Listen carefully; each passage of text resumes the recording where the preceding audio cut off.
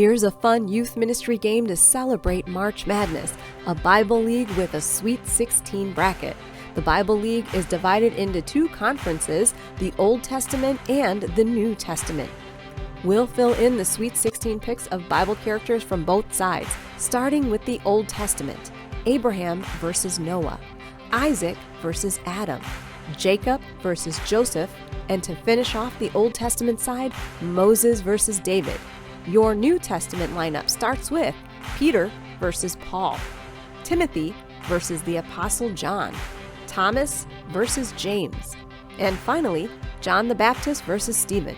Your job is to decide who will win those rounds in order to fill in the Elite Eight. The winners from that game will be in the Final Four, from there, your Final Two, and from there, the championship title of the greatest Bible character of the Bible League.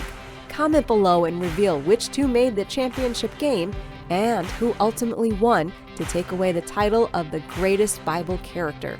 Create your own Sweet 16 picks, mix up the names, or even add a few more Bible names. Have fun and may the best Bible character win.